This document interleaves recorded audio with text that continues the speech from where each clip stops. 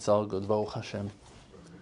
In every time, in every opportunity that we have to meet people together and to see each other face to face, it's an opportunity to reveal wisdom or knowledge from a higher source,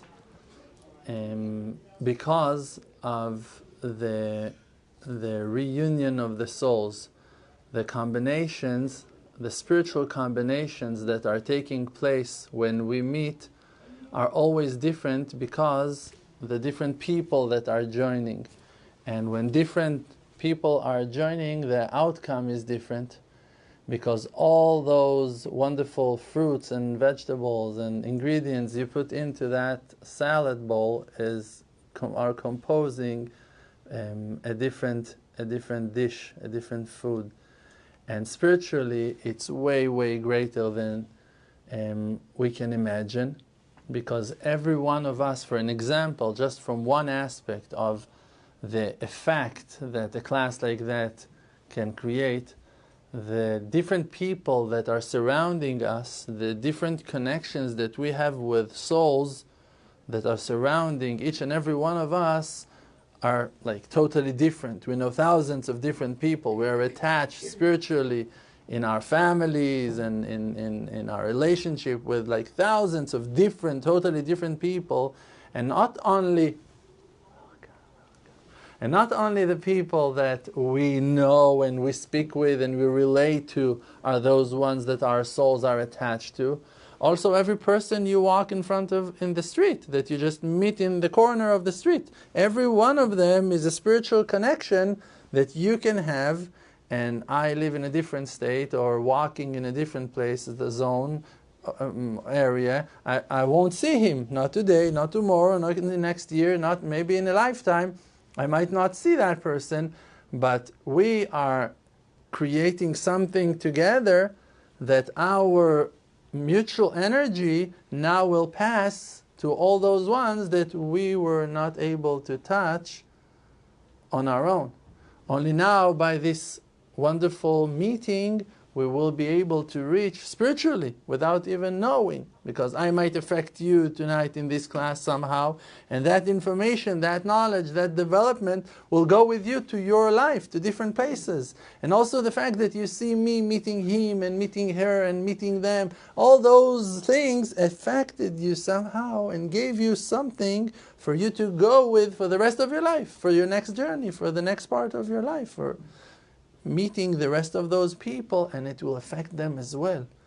And this is something very deep to understand a little bit about the souls, about the soul, about who we really are. Because the person, he's stuck in a vehicle, he's stuck in a body. When you look for parking, especially in Manhattan, like you're so into your car that you can't see anything else except of that space that you're looking for, and you have the measure of your car, that's exactly the ones that you need to park your car at, and it's like the signs and the size of your car and the watch. Like that, and except for that, you don't have anything else. That's who you are. You become your vehicle.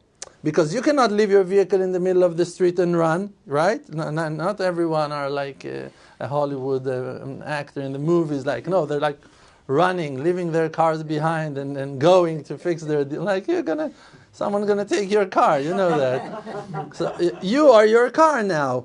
And you become so attached to it. You become so nervous. Like, I must park my car. What I'm going to do? You go in circles and going and driving and coming. That's my life story. Sharing from my last 20 minutes, making circles around the center. So now, when you are in certain pressure, in certain stress, you relate to your vehicle, to what that carries you. And then you become your car. Like, I'm driving, I'm trying to find the parking, and that's become you because of the pressure. When life pressures you, you forget who you really are, and you become your body. You become your vehicle. And that's it. I must eat. I must go. I have a meeting. I have to see him. I have to see them. I must go and do this and errands. And I have appointments. And I have to make that phone call. And I forgot about that thing. And all those things. And where's my wallet? And like, you forget your soul. You're so stuck in your body and your obligations that you forget who you are. And it's because of the pressure. And that's what exactly pressure does. Pressure minimizes you. Pressure makes you smaller. That's what pressure makes a person pressured into his vehicle. And we must leave that pressure behind and to remind ourselves of our true being, that we are souls. And when we're going to reach that simple understanding of us being spiritual beings, that is that changing time, that moment of change, that everything will be different. From that moment and on, everything will be open for us when we're just going to realize that we're not our vehicle. I told that story once in class that I touched a woman's car 2 years ago in New York. I opened the door. It was very, very soft. I didn't scratch her car, God forbid.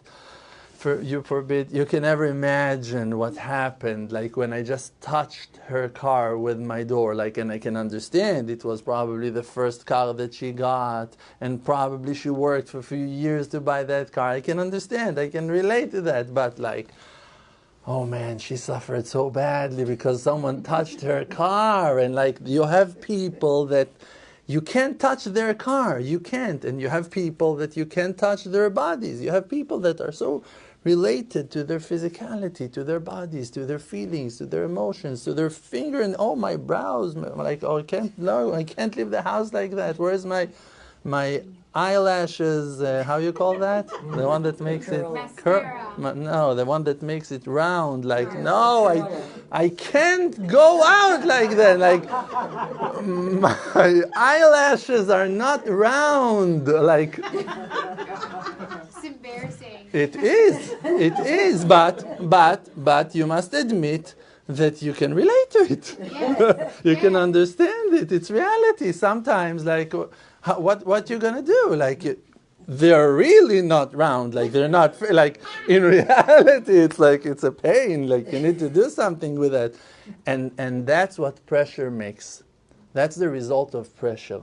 That we lost our inner connection to the true free being of our spirit, of who we really are, and we forgot about it totally. And even those ones, poor ones, that tries to go in a spiritual path, they're falling into the trap of religion. And I am not disqualifying religions. I'm not saying don't be religious. I'm just saying you need to look beyond constrictions and rules and limitations, because your connection to God is divine and not only physical. It can be also physical. You can do many things to help Hashem, to connect yourself to the Creator with your body, many things. But your connection with no connection to your body is spiritual, to the source of your soul, to the God that is above us. And that is something that does not connect it at all to no kind of religion, because it was here before religions came to the world. Before Judaism started, before that amazing, fantastic moment that holy tablets came down from heaven, before that time, the Creator was still going with us and helping us and supporting us and answering our prayers. Even before that, we've been called the nation of Israel. Even before, way earlier, before. When Adam and Eve was walking barefoot, naked in the Garden of Eden, God was walking between them. He was walking over there with them. Everything was open and He was there, and there was only fruits on the trees and wonderful views and springs and great smells all over the place, and everything was naked, everything was perfect, everything was beautiful and colorful, and the Creator was there. And there were no obligations except for don't eat from that tree. You see what happens when you tell someone what to do? It doesn't work. Don't eat from that tree.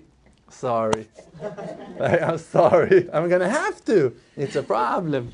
That's what happened. That's what pressure causes. You see? Why? Why in the world? Why? Just that fruit. Why can't you? That's our test. We must go in certain constrictions, but we must remember our true source, where we came from. Because really the Creator, He knew what is about to happen. And I once described the situation from a different angle, the situation of creation, because many of us can suffer badly because of our questions, because of our doubts, because of our lack of understanding what in the world is going on in our lives. Many of us try to improve our lives and to fix our lives and to do wonderful things, and still things are rough. Still things are not easy. Still things are heavy on us, and we're looking for solutions, looking for answers, and sometimes it's very hard to find. And when you try to tell yourself, okay, but I need to thank the Creator, I need to believe in God, I need to go do this, I need to go do that, I need to say thank you to heaven, I need to praise the Lord, I need to do great things. Oh, it sounds great. But even if you try to go in that path, sometimes that path does not bring you to that desirable hope that you had, to that amazing salvation that you hoped for. Even that you tried and you went with positive energy and you made your meditations and you ate healthy and you're sick and you're still sick and you don't feel well and your back is hurt and you are very stressed and you don't know what to do and the money does not flow like you hope that it will, and you keep Shabbat and you eat kosher, like many things you try to do, and still you're stuck, you're broke. And what can a person answer after really knowing that he tried so many things? So many of us are falling into that corner, into that point of feeling lost, start doubting the love of the Creator to His children. We feel like we're praying and we're not being answered. We're trying and it doesn't work. We are even sacrificing ourselves. If you're going to look, people who died for the Creator, people who were willing to sacrifice themselves and lost everything for the sake of truth and for justice, and it doesn't look like something serious really happened, since maybe even worse, maybe even we found ourselves in lower places than we were years ago when those people died for heaven.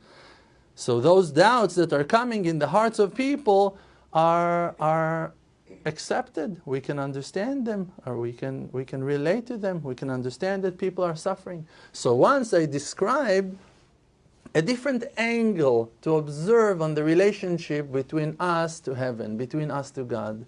Many of us, we think, the majority of people, we feel, okay, the Creator, He created us, and now He sent us down to the world for us to go through a certain mission, or a test, or some path that we need to go through. And everyone can describe it and understand it in a different way based on his teachings, on his background, on his culture, or people that taught him different things, methods. And he will relate to that way of understanding that the Creator is elsewhere somehow, and maybe also in His Spirit surrounding us and following and reviving and filling us from within, but He's in heaven and we're here in this world, and in the world to come, or after death, or whatever, righteous people maybe can enjoy and earn it already when they're alive.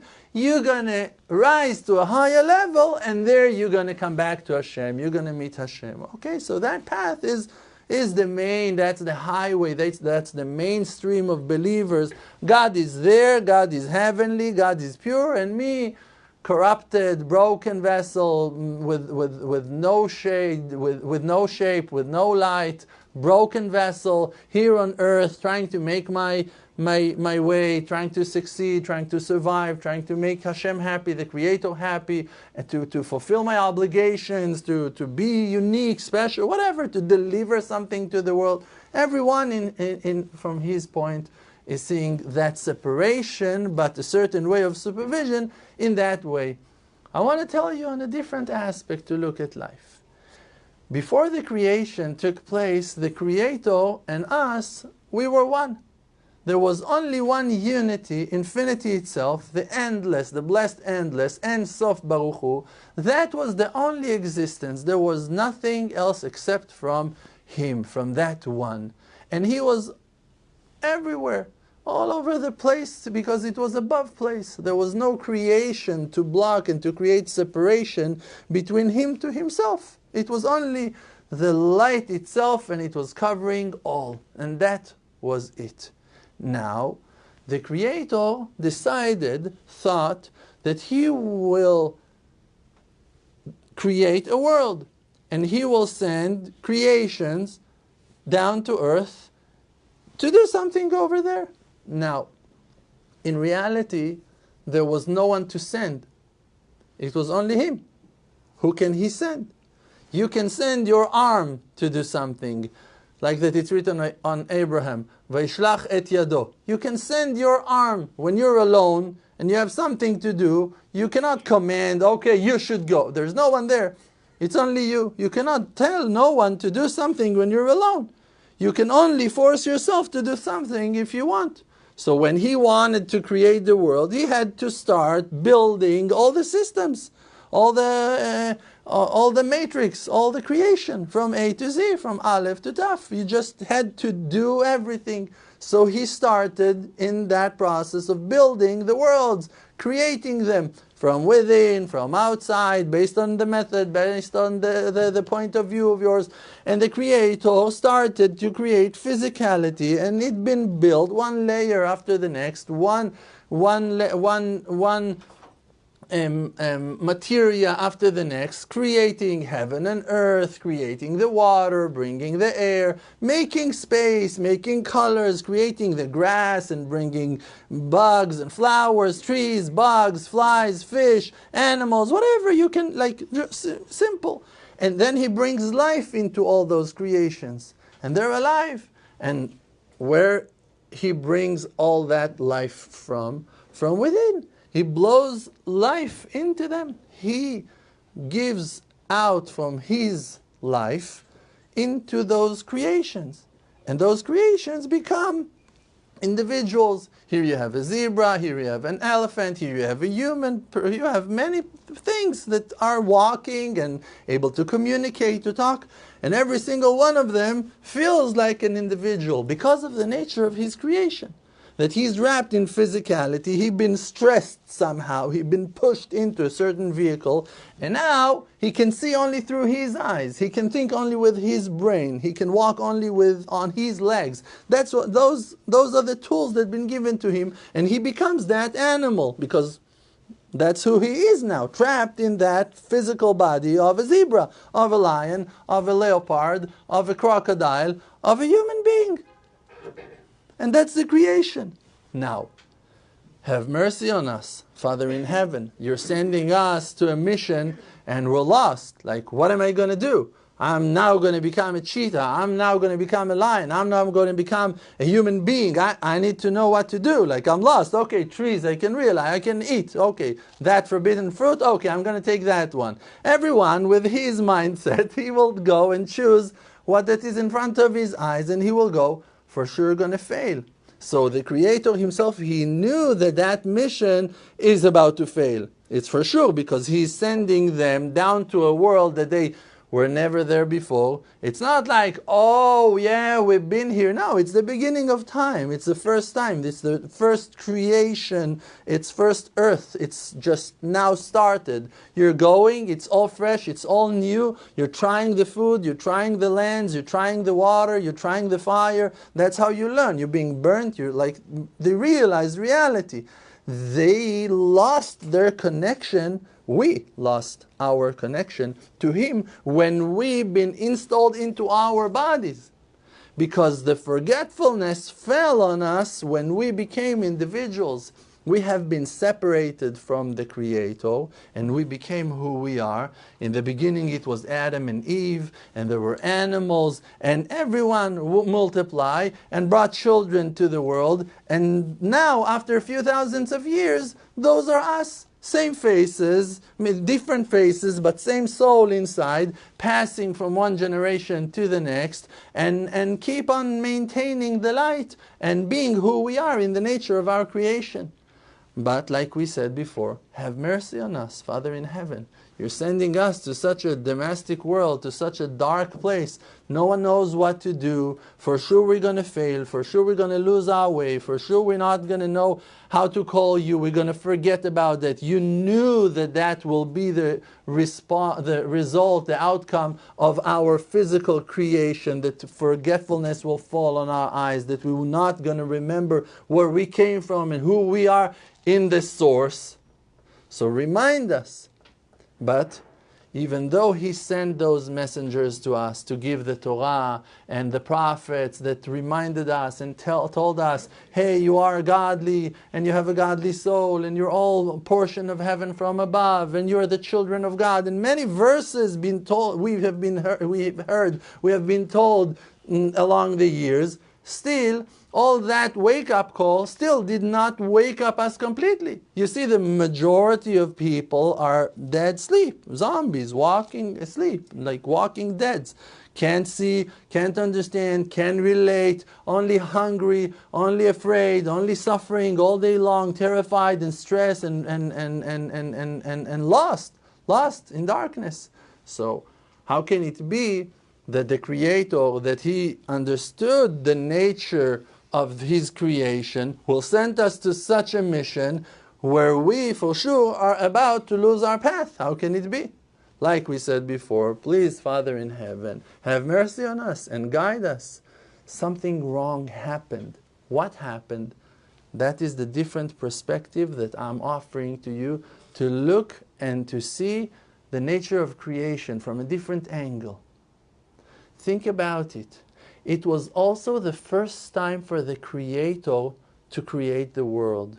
It was also the first time that the Creator Himself dressed Himself in body, and He Himself, because there was no one else except for Him earlier before creation, He did not send us on a mission.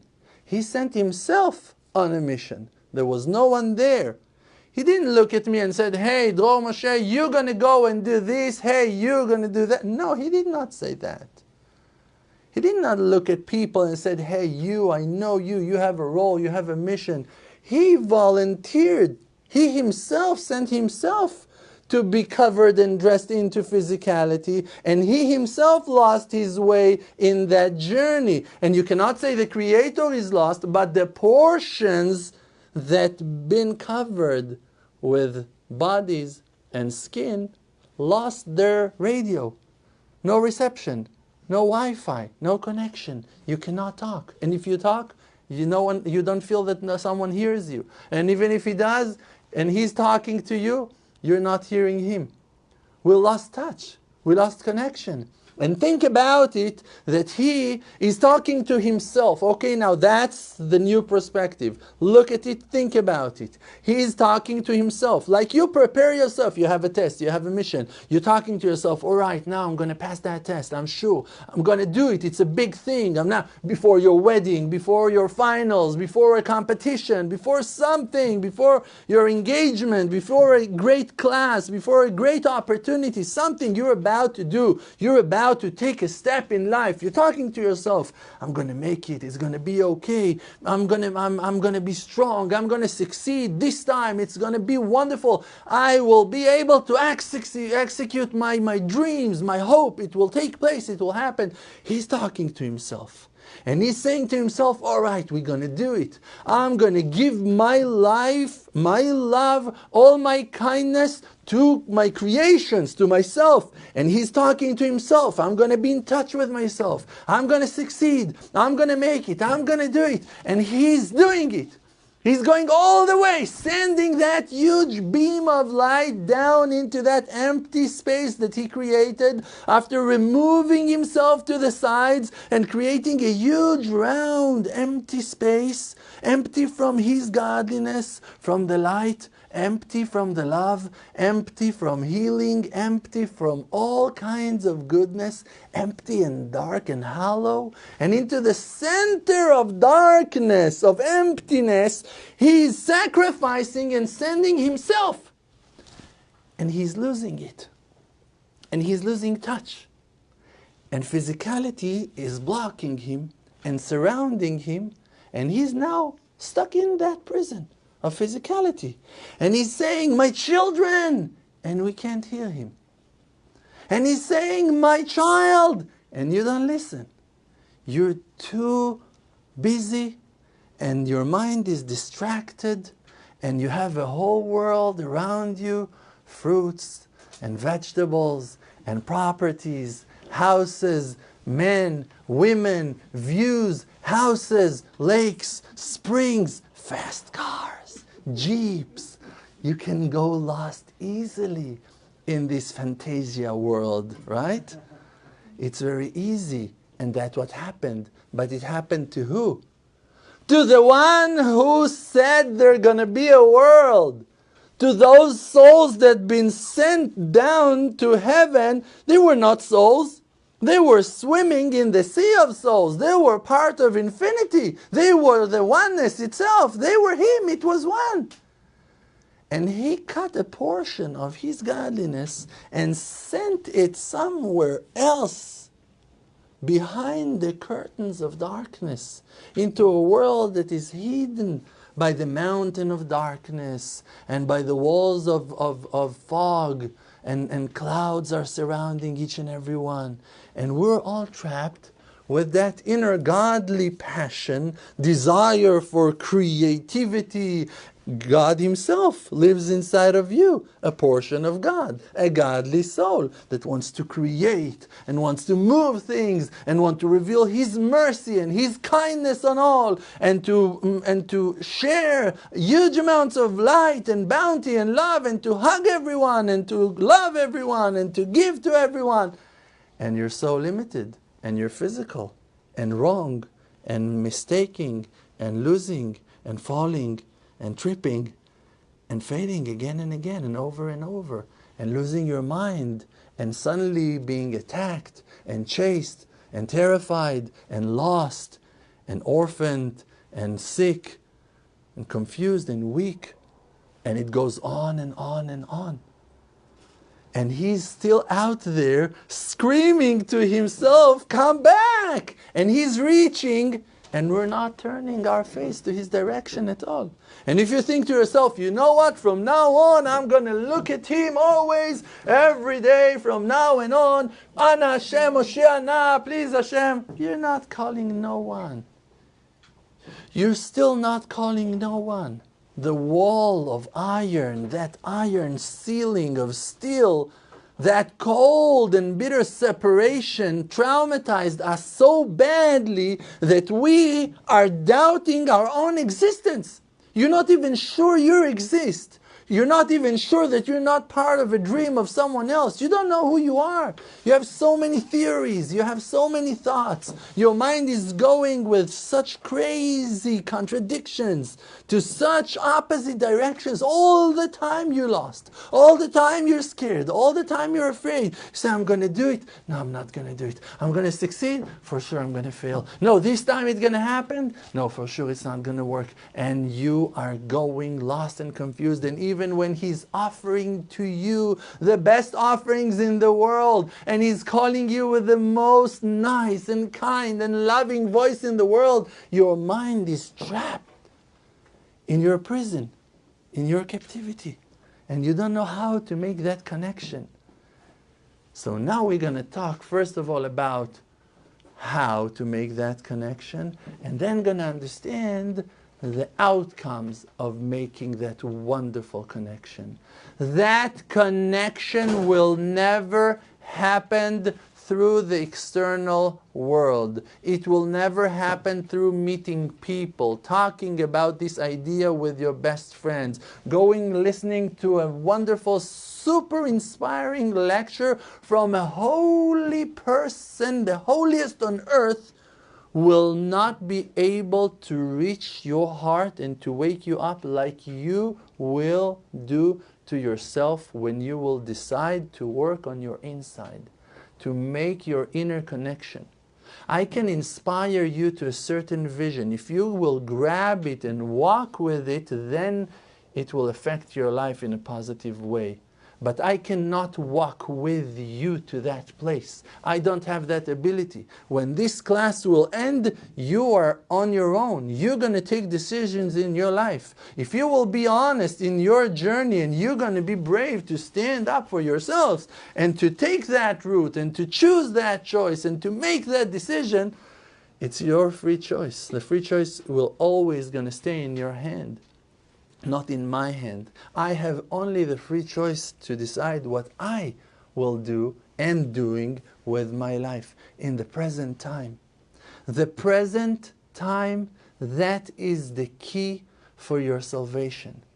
To live eternal life with the Creator is only in an eternal way.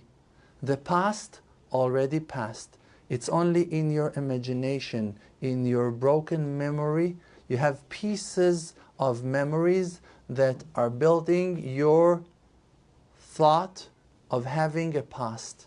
But in reality, it passed already.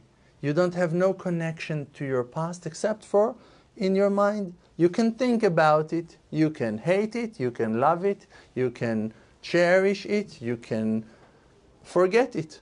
It's in your head. It's in your memory. You don't have no grab and hold in it.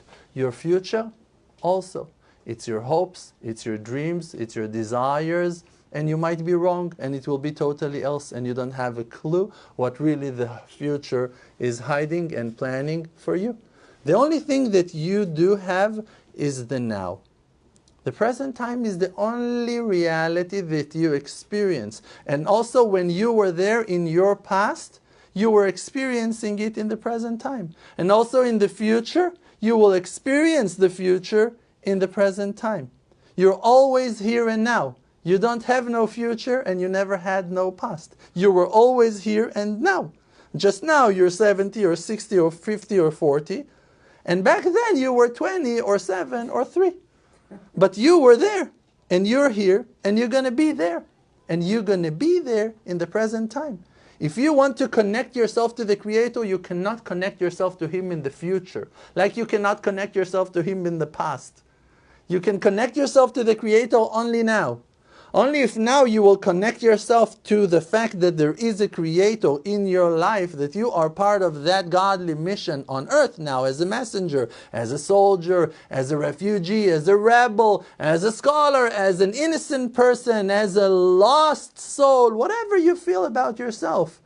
Connect yourself to the reality of your being. If you are now who you are in that reality, that there is a space and you're in it, to accomplish something, and there is a Creator with you now in the present time, then you're in touch with Him. Then you are in touch with Him. That's the link. That's the connection. That is that place that He can communicate with you and talk to you, and you're available. You're on. You're holding your phone close to your ear and you have reception. Now you can talk. Now you can talk. Now. Only now. In the future you can't talk. In the past you can't talk. Only now you can talk. So don't have plans for tomorrow to do it bodedut and to talk with Hashem and to learn. If you want to do something for heaven, if you want to do something for yourself, do it now. What can I do now? Think about now. What can I, and if you can't do what you want to do and there's something else important, ask yourself, do I want really now to take responsibility on that important thing that is holding me back from my dreams, from my hopes, from my desires, maybe selfish desire, or maybe important desire and godly, but still a block, an obstacle I'm facing? Do I need to remove it? Do I need to embrace it? Do I need to reject it? Do I need to accept it? Do I need to fight with it? Do I need to show my mercy on it? Ask yourself that question in the present time. Now, deal with reality in truth. Be truthful in the present, in the current time. Now, that is the name of the Creator, Havaya Baruch Hu, the blessed present. That's His name. Havaya means existing being. He is now. That's His name. That's the holy name that we're not allowed to mention because of its holiness, and you can live it. You don't need to call it. You will be called that name when you will become one with the now, with your truth. You will be called Havaya Baruch Hu. You will become the children of God. The godliness will reveal out to the world through you. You will shine the heavenly light of the present time, the blessed heavens. You will show the light to the world. And the outcome of that greatness is the complete redemption when all nature will surrender to its creator.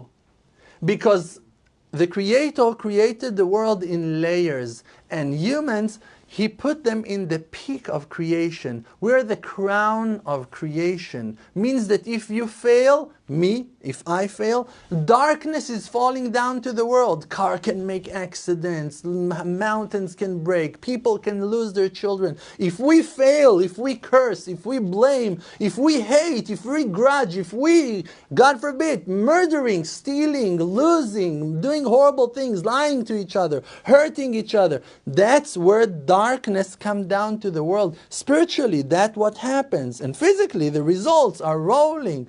People are falling down the staircase. People are losing their path. Doors are being closed to people when we are failing. Because spiritually, the godly energy is being transferred in the layers through the channels of creation from top to bottom. And if you are somewhere high in the divine hierarchy, when you're failing, darkness is falling to all those ones who are connected to you and depend on you.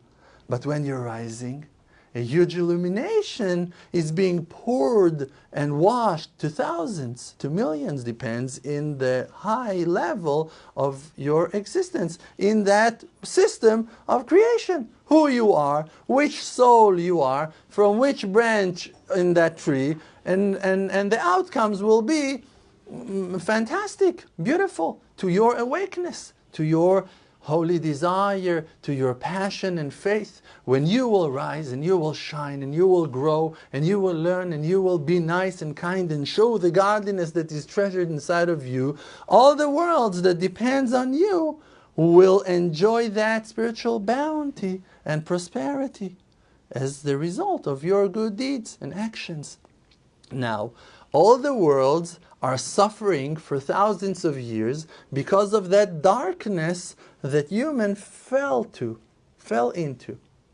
But when we will wake up, all the nature will wake up as well, and when our memory will be perfect to remember our true nature of being simple souls, of being messengers of the Creator on earth, all the worlds that depend on us will wake up as well. And like we said in the beginning of our wonderful class, not only the people you are coming in touch with and talking to and relate to, also just those ones that you see with the angle over there in the corner of your eye, just those ones you even haven't paid attention to their existence, but really they crossed your vision, your eyesight. They are enjoying something of yours in life. And no matter who you are, you're affecting that energy on them. And when we will remember the true nature of our creation, that light of truth will spark into their hearts and will shine their souls. And they will experience that awakeness from within, immediately, corresponding to your effort and to your great actions and work. And then all the creation will surrender to His godliness and will follow His light and will become one and united with one will, and all nature will surrender to Him to supply all our needs and to answer all our prayers and to heal all the sick. You're going to know exactly which plant you need to take to be healthy. It will be available for you in a moment. You're just going to need something and it will be delivered to you by a bird, by a friend, by a UPS delivery. It's just going to come. Whatever you're going to need will be served to you on a silver plate. If you like silver. You don't like silver. You like silver. If you have any questions, I'll be more than happy to answer. So should you walk around all day saying, Ani Hashem, I am God, or should you walk around all day and say, thank you, God? Which is the more powerful to make that connection? Instead of trying to rise to heaven and to be one with God over there, I would try to remind myself that God is over here with me. So it means that I'm not going to say to myself, I am Hashem. I will say to myself, I am Dror Moshe, and it's enough. It's a huge thing to be Dror Moshe. It's not a simple thing. And one can be Eric and one can be Waldo. One can be Chuck and one can be Norris. Everyone can be who he is. And when he is who he is really everything he contains. You know what you contain? You know what a human contains? It's like, it's scary.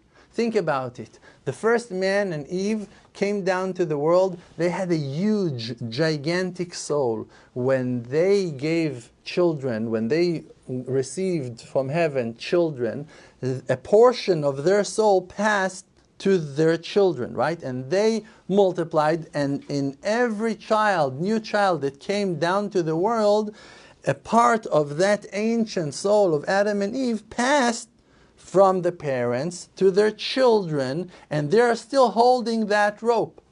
So that rope that you hold, and everyone is holding one rope, that's the rope, Yaakov Chevel Nachalato. Your inherit, your place, your soul, your connection to God is a rope that built from many, many fibers, threads, and that rope that is holding you attached to heaven is not a new one because you're a new soul here. Even if it's the first lifetime that you came here, that I'm doubting it for sure, but even if it's a new lifetime and it's the first time that you came to this world, it cannot be, because the spark of life of yours is something that you received and inherit from your parents.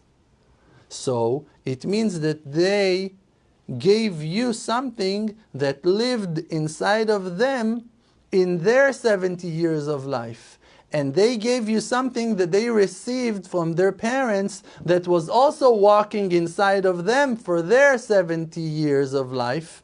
And when you will be connected to your ancient archives in the back of your head, you're going to remember all the memories that you experienced as a soul in different bodies since Adam and Eve and even before. That's who you are. You are all the people you were inside. All the people spiritually you experienced, emotionally you experienced all the experiences of all your ancestors, of all your tree, all your branch. So you are thousands on thousands of people and all their life experiences, all their feelings, all their excitements, all their meetings, all their views that they saw, all the tastes that they sensed or haven't sensed. Everything that happened to them, you are carrying within. That's who you are. So be that. It's enough.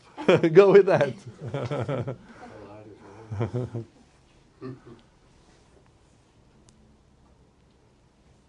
Yes. Do you have a question? No, I don't know. Okay, so I'm happy that I was able to answer enough of your questions. Thank you. Well, I have a question. Yes, please. Okay, so what if you're being that you are, and you're just being that, and that you're being knows that you're not being all that you are? For instance, if you know that now you're supposed to be married because that's what you really want to be. So if you're not married, you're not really being all that you are. What if you're just absolutely detrimentally completely bored in your life because you're just not where you would like to be? Now maybe you're ready to be married and you're ready to have kids and you're ready to do that.